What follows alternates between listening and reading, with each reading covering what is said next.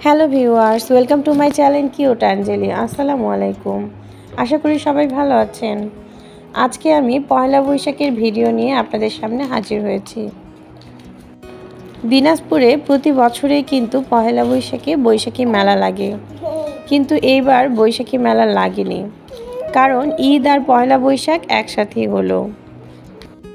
আর ঈদের সময় দিনাজপুরে বড় মাঠে মেলাই লাগে, কারণ এখানে বড় মাঠের মধ্যে অনেক ধরনের খেলনা আসে, অনেক ধরনের কসমেটিকের দোকান বসে, মানে এক প্রকারের এটাও একটা মেলার মতোই। এই কারণে কিন্তু বৈশাখী মেলাটা এবার লাগেনি। আমরা দিনাজপুরের বড় মাঠে এখন ঘুরতে চলে এসেছি। এখানে এসে দেখছি 3D গেম চলছে। আমার মেয়ে এবং আমার ভাইয়ের ছেলে এটাতে উঠতে চাইলো, তাই তাদেরকে আমি এটাতে উঠিয়ে দিলাম।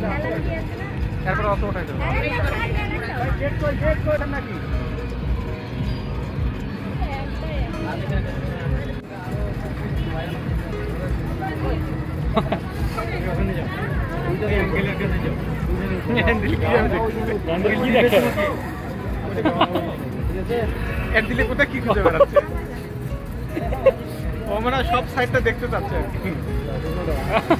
ডানে কি আছে বামে কি আছে।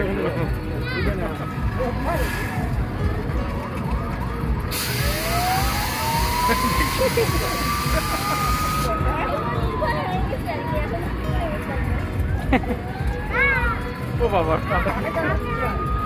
আমাদের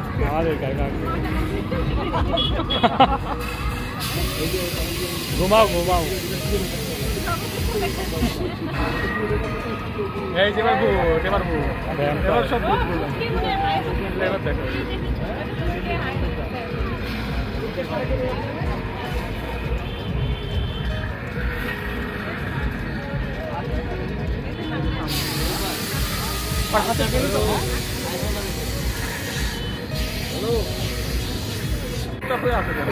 টাটা দিচ্ছে।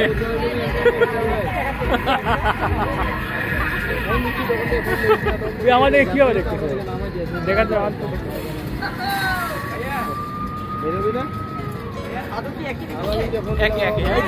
এই টিভিতে চার্জ হচ্ছে। ভয় পাইছি